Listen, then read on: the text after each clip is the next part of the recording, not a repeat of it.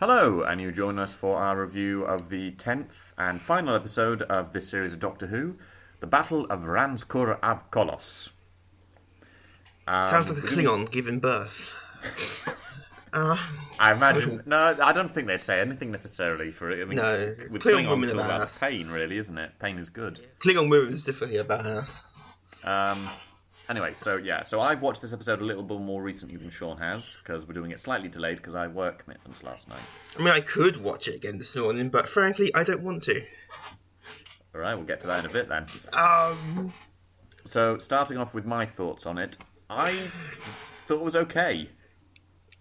For me, it felt a bit more like a more old school Doctor Who episode. There felt like a low tier Stephen Moffat episode. In fact, I wouldn't be surprised the script did come from the Moffat era, maybe. and they just redid it with new characters. It didn't have the same moral. One watching it, there wasn't a moment where I thought I couldn't quite get the moment of where is the moral message here. It did. If it was there, it didn't. It wasn't sort of. Because every time we've had it previously, it's always been right there on the surface. You couldn't miss it. I didn't quite get it this time around, or it was less clear what it was. It didn't quite feel like a finale, though. No, it was a normal episode. It was a It filler was very episode, much a normal episode, which is what it was a strange one. I mean, it wrapped up some stuff. I mean, as we suspect, I mean, it did tie up the stuff that we had at the opening. Well, a lot of things were referenced. Obviously, Tim Shaw's back. Yeah. They mentioned the Yaz's grandmother's watch from Demons of the Punjab. There were a little but there was no build up to it. It was just... There was no build up to it, no. The whole thing about this was, it was the return of Tim Shaw, who we didn't know was dead, so it wasn't like, oh, he might come back. It was the idea We that assumed he wasn't dead. No, we assumed he wasn't dead. It's the same thing with most Doctor Who things. Unless you actually see them die, a lot of the time we can only ever assume... And even then, Doctor Who runs on comic book logic. People come back from the dead all the time. Yeah. And it's the case of no one ever really dies. They always leave the door sort of open for them to return. It's the whole thing about no one wants to be no writer wants to be the writer who kills off Davros or the Master truly. It's the idea of you need to have. There's usually some way to bring them back in, either literally bring them back from the dead, or they escaped just before their actual death because they died off screen, or just time travel, or that as well. Just go back in time before we're dead. We kind of had... I mean, in a lot of ways, the episode was quite nice because we saw the sort of... not so much conclusion, but the continued development of what happened with Ryan and Graham and their sort of relationship. Mm-hmm. Because they're obviously... The two of them are... I mean, Ryan is now referring to Graham as Grandad. Mm-hmm. Rather than Graham now. And the two of them are a lot closer now as well. And Graham almost seems to be more at terms with his grief and his anger. And at the same time, I'm watching the episode going, and it's our favourite companion, Yaz. I'm still left wondering what... To be fair, I class the Doctor as the companion, and Graham's actually the Doctor in real life. Headcanon confirmed. I'm still left watching going, what is Yaz doing? I still don't quite understand what her role is here, or really what her character is. She's usually paired off with the Doctor. Yeah. Usually Graham and Ryan do their thing, which makes sense, because the idea of those two have a relationship. There is a familial relationship between those two that allows for lots of exploring, and there's a lot you can do with as a writer with that. You have step-grandson and step-granddad. Yaz, there still doesn't seem to be much for her, apart from the fact she's always willing to sort of sacrifice and go the extra mile and everything. But I still find a lacking of the character. The episode itself I found interesting. I found the idea of some of the characters quite intriguing. But at the same time, it wasn't what I'd call... Yeah, it was one of the best episodes ever. It was an alright episode. It was a nice welcome change from sort of the subpar coasting that we've had. Fucking atrocious, I would call it. But yeah, we'll go subpar. For this series overall, it's not been a great series. We are moving into sort of a series conclusion because, finale.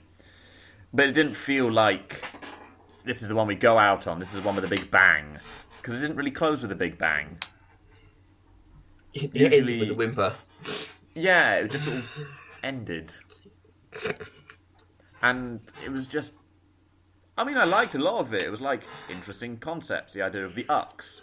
a duo race. Or earthbenders, as I call them. Yeah, pretty much. I mean, the reality benders for all intents and purposes. It's not just Earth, it's all sorts of things. Interesting ideas. Mark Addy playing Commander, I assume is his rank, Paltraki. Yep. Interesting character. Again, very good actor, but they didn't do a great deal with him. He had a bit more of a character to him than we had with Art Malik, which is the one that we feel was the most underused Damn it! No, I'm sorry. actor of the entire series. Oh, there's nothing top talent coming. No, he was brilliant. Fantastic. I mean, he was good. I would have liked to have seen a bit more with Paltraki, a bit more to his character, because the thing with him is a case of he's someone who doesn't remember who he is at the start, and he slowly remembers who he is. And the cliche thing to do with that kind of thing is the memory returns, and you realise he's actually someone very important. He realises he's someone very horrible. It's the reality of... Or the memory comes back when it's dramatically convenient. Yeah. Oh, yeah, I remember that. Yeah, until something bad happens. Which, to be fair, they avoided a lot of those tropes. Yeah, it is. And it was a case of, as often the case with these things, the situation is we are drip-fed. It's a drip feed of information towards this big mystery of what is going on, why are they doing it. It's a very slow process. Eventually we get there. And we get the twist of all of this is being done because of what happened a long time ago. It's a revenge story. Again, not the first time it's happened. Revenge stories are incredibly common with Doctor Who, really. Not the first time this plot's happened, but we'll get to that later. No, we've had that loads of times before. It's the whole nature of the Doctor defeats an enemy, then the enemy swears vengeance on the Doctor. No, I mean the literal plot is a plot of two previous Doctor Who episodes. Alright, we'll get to that in a little bit then. But overall, I thought it was an alright episode. It was better than the ones we previously had. There's a low mark. There's damning with false praise. Yeah, I know, it is damning it with false praise. But I'm comparing it with the rest of the series. Overall, though, I wouldn't call... If we compare it to the vast other... Just going from New Who, going from what other recent episodes of New Who in the last few years. Do it from all the finales. There have been a lot better finales. I can't really think of a finale, really, that's sort of been... Batwolf was good. The Cybermen Dalek one was good. Well, right. They didn't really fight. They had a bitching contest. Yeah, Doomsday... Well, to be fair, it's the nature of Doctor Who doesn't really quite have the budget to do mass army battles. And you got some sequences for it, but the concept for it, that was good. It was tense. What do we have after that? We had Doomsday. We had the Master one then. The year after that. Yeah, that was alright. I just didn't like the Master. The Year That Never Was. Mm-hmm. Which was quite a good one. This year after that was The Stolen Earth with The Return of Davros. Which is number one, this plot ripped something off from. Yep, completely. What was the one after that? Then it was... The next finale after that was... Wasn't it the end of... Go ahead. I thought it was after that, wasn't it? Wait, was that the end of time or was that afterwards? Yeah, that was the end of time. It was David Tennant's finale one. Then it was Matt Smith's one with... The Pandorica. Which to this day, I think no one actually knows what was going on. No, it's a weird one, but I still To like be fair, I'm not sure Moffat knows what was going on. No, Moffat has this great thing of he sets up the mystery and then he sort of just moves on. It's the idea of, we'll never understand. He J.J. Abrams it. Yeah. I mean, I still liked it as a finale. I still liked that as an episode. It was alright, but it was ridiculous. Was it the next one was the weird bending of time? That was the one that we sort of had the revelation of who River Song actually was. Oh, yeah. Good Man... Demon's Run, I think was the next finale. Uh-huh. I mean, again, finales have always been going out with a bang. There's always been some big thing that happens and it goes out. The whole lead up to something's happening and here's the payoff. It's the build up. But we've not had a build up with this, so it can't go out with a bang because there's been no tension. Which is the main thing for this series, generally. Do you want to get Mum's thoughts? Go on then. Right, hang on. Because Mum texted me for it. What, yeah, last night, and yeah. Spoiled the whole thing for you. Oh, God damn. No, she didn't spoil it for me. Let's see, my mum's text was... They waited till the last episode to do a proper Doctor Who. Loved it. I won't agree completely with my mum on this. I will agree they waited to do a Doctor Who episode. Yeah, I agree with the first part. That's the whole thing about... Well, they waited to the finale to actually do sort of like a proper Doctor Who. But, you know, it wasn't... I wouldn't say I loved it. I enjoyed it more than I have a lot of this series. but it's taken them bloody long. And Chibnall, you've taken your bloody time to get yourself into a writing groove. This is the only one written by you. We've really cut apart from the opening, which I thought the opening, the first episode was You alright. like the opening? I had mixed thoughts. It wasn't brilliant, but I was like, okay, this could work. Then episode 2 went down the fucking shitter rather quickly. Yeah, this is one of the only ones that you've written this series that we've sort of approved. I'm trying to find the words that's liked. We work at the BBC now. We don't have huge issues with it. I mean, it's not fantastic, but it's a mediocre Stephen Moffat script. That I wouldn't be surprised that's where they got it from. A lot of it is very similar. After all, Chris Chibnall is out of ideas. Famously, he's never lived in the down. No, he's never. We will not forget it. Right. Well, the fans will remember. I think that if he goes on something else, the jokes will be made. So, your thoughts on the finale? It was a mediocre Stephen Moffat episode, which is frankly a lot better than most of, if not all of, the entire season. With the Earthbenders, Tim Shaw, who was alright, he didn't really do anything other than talk a lot. Has a cool voice though. The whole Graham thing about wanting to kill him, I thought was alright, and how he didn't. Well, he shot him in the foot. Yeah. I think Tim Shaw is going to get out of that prison somehow. He might not, but even then he's going to be... At the end, I'm like, he might come back. And that'll be interesting. Once again, Bradley Walsh is the best thing in this episode. Yes, I said that about pretty every episode. He was the best thing in his... You're warming to him. I think everyone else is so fucking irritating. It's partially why. Well, he doesn't act like Bradley Walsh when he's playing Graham. He's not as insufferably annoying. He's got the jokes. He's got the bit of more charisma than everyone else has put together, I think. So you do generally like him. And he actually has character moments and, I won't say arcs, but, the whole stuff with Grace's death and, in last episode with him seeing her again, well, not her, but the frog. And this episode with seeing the not Predator again. Yeah. It feels like although his cancer hasn't come up again, I'm thinking not a lot of the character stuff. Ryan's dyspraxia has never come up again. No. But this has got a Yaz, we'll get back to that later. I'm sure she'll have something, somewhere, when she has something to do. One thing did annoy me, was they pulled a Star Trek Voyager. When they were talking about, when the Earth got... Did no one on Earth notice the red light either? That was just glossy. Yeah. Like, no one noticed that. It was just like, oh, what's that, guys? It's nearly Christmas. Something's always going to happen. But yeah, the whether or not to, kill the two Earthbenders, which would be genocide, because there are only two of them.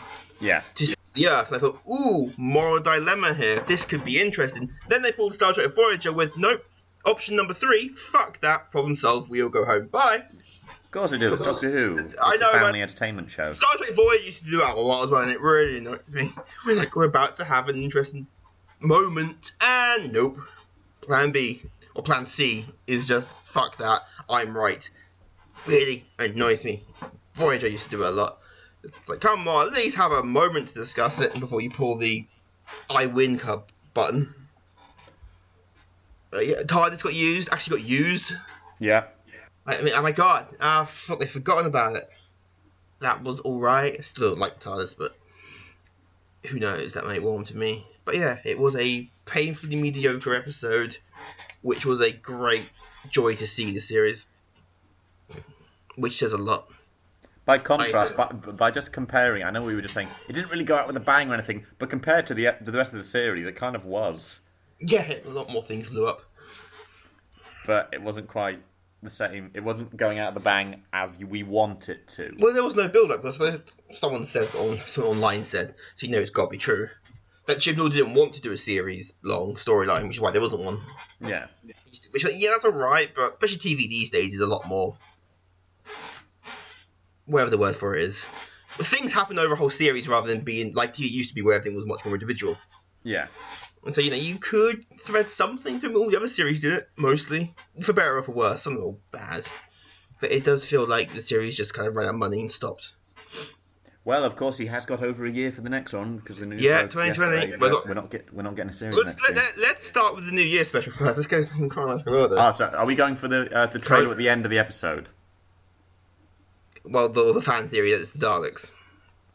Yes, I've heard fan theory on Daleks. My Also, favourite the trailer does have that feel to it. Well, I've not seen the trailer. The only trailer for it I've seen. I've not seen it. I know there's another one put out.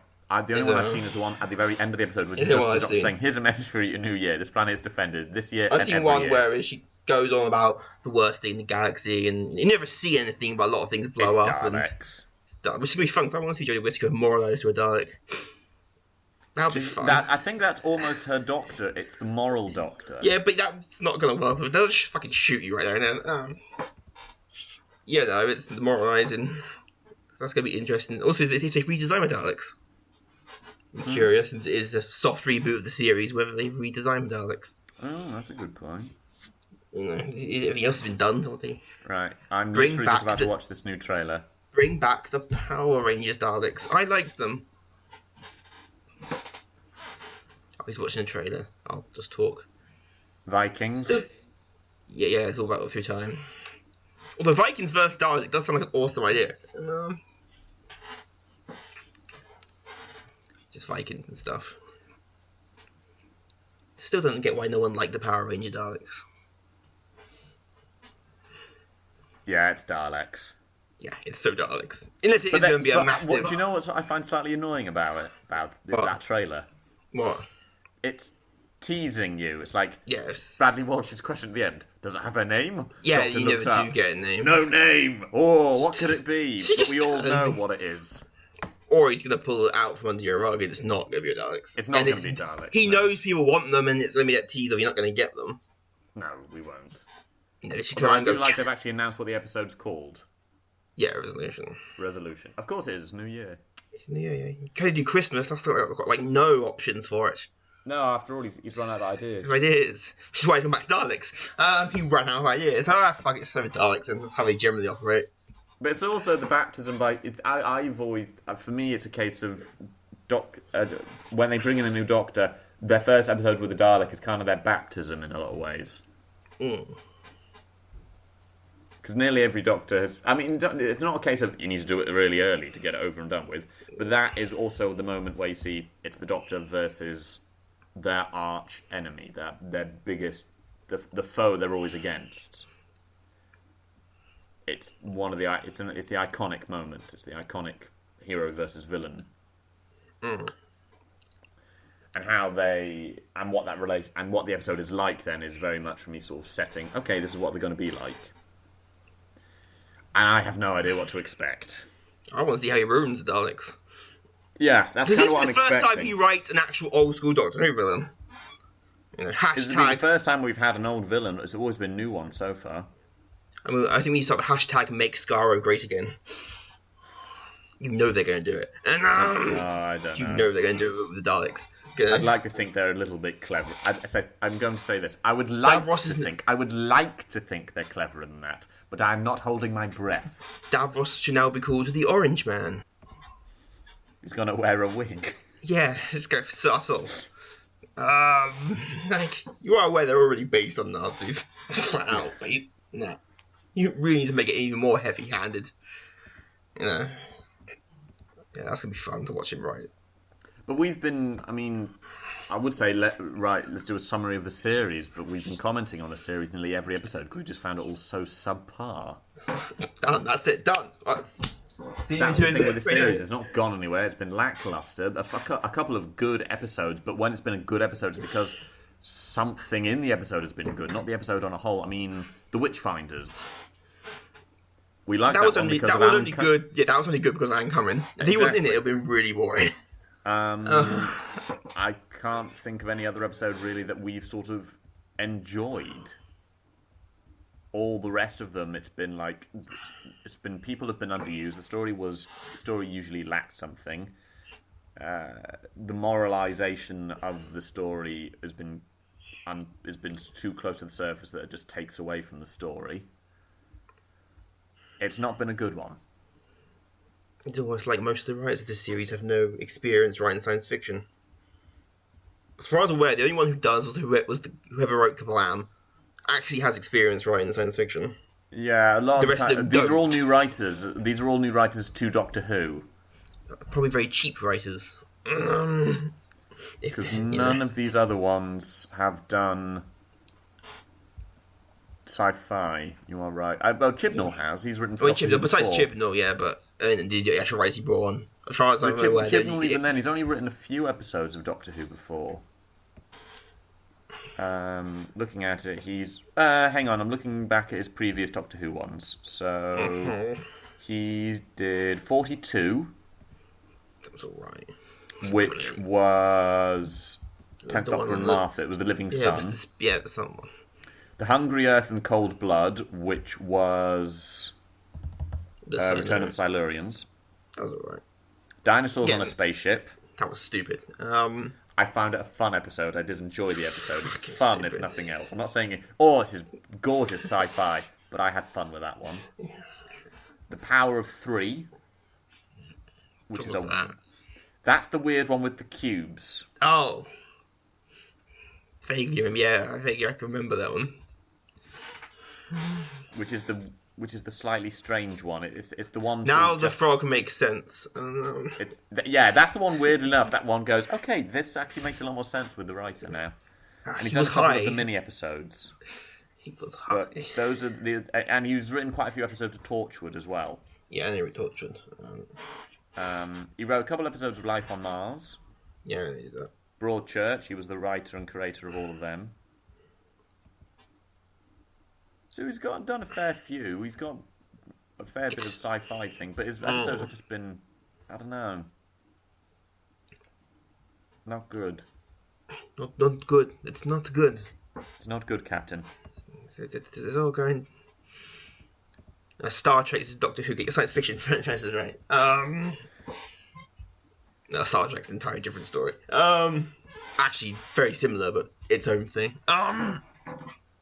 So yeah, although I've also heard a rumor that Jodie Whittaker wasn't his first choice for Doctor. Really? Yeah, I think he wanted someone he worked with, and the original one was Olivia Colman, also from Broadchurch. Oh yeah, she was talked about a lot. I believe she turned again. This is just internet rumors. This could be all full, but he wanted someone he was familiar with, and he wanted Olivia Colman, but she refused for whatever reason. And so he went with Jodie Whittaker because he wanted someone he'd worked with on. Well, it might be she turned it down because of filming conflict, because we don't know. She's Elizabeth II in the next series of The Crown on Netflix. No idea why it was turned down, if true, but Jodie Whittaker, for some reason he wanted someone he'd worked with before. He has worked with Jodie as well. Yeah, no, even Broadchurch, but the weird idea that he needs someone he's worked with. I suppose part of it is you want some, but it's a strange thing for the show creator to say it needs to be someone I work with, or I'd like it to be someone I've worked with. Yeah, but that'd be the idea. I mean, and also rumours that he's not very happy working on Doctor Who. Oh yeah, that's been a long-standing rumour. That's the whole thing about he doesn't like it. We talked about a couple of weeks ago about there was the speculation of the next series 12 will be his last one, or it might only be like half a series or something. Yeah. And apparently Jodie's going to leave with him and all these things. These two attached at the hip. No, but I mean, sometimes it's a case of when the creator leaves the show. I mean, David Tennant left with Russell T Davies. David Tennant left with Russell T Davies, and Capaldi left with Moffat. Yeah. And sometimes I suppose it's the matter of the actor. Well, we've heard the things to do with Jodie leaving is to do with I can't remember what was the rumours that we said about it were apparently it was because she wasn't expecting it to be as much work as it was on a strain on her family. Yeah, and she got a child. Yeah, and it's all these things, but at the same time, these are rumours, so we can't give any of them credence because Lord knows if they are true, and if so, how much they are. And I know that when I've seen, because there's a couple of other YouTubers that say, we've heard these rumours, this is what we're talking about, it's the fact that she might be leaving for a family, and I see comments says, why did she not think of this beforehand, and everything. There is the question of, you're the lead runner in arguably the BBC's biggest show since they axed Top Gear, when axed it, but made it not as popular. Yeah. It's going to be a lot of work. But at the same time, it's the difference.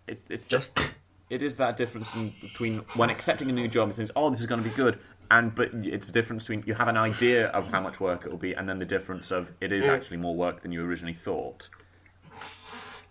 It's like the idea of going to somewhere and actually going there are two different things.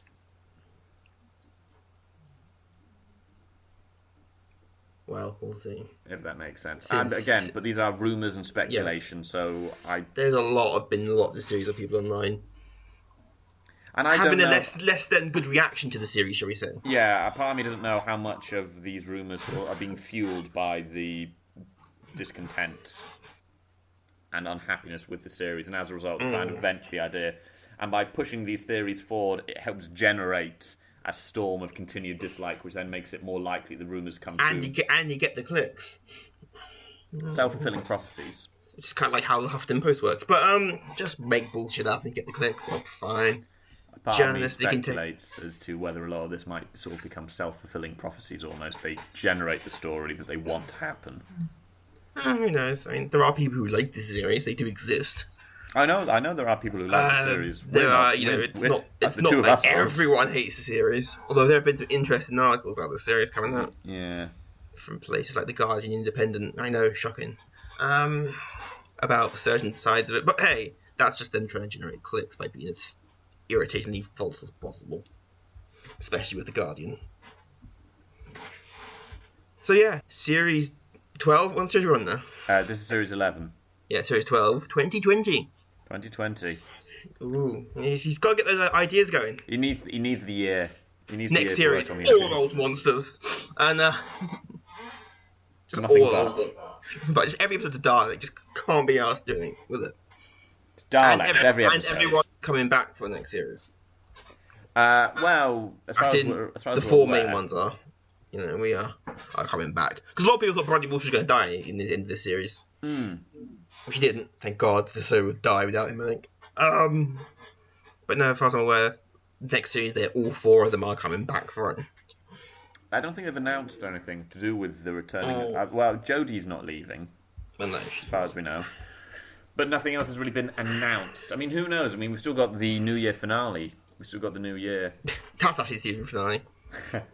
We've got the New Year special, so who knows? Things might happen after that. And even then, it's a while. But I think... No, BBC have announced they are all coming back. They are all coming back. Oh, okay. Yes, it says, it's from the BBC itself. Once again, we'll be joined by Bradley Walsh, Mandip Gill, and Tosin Cole. They are all coming back. Good. So, no one's going yet.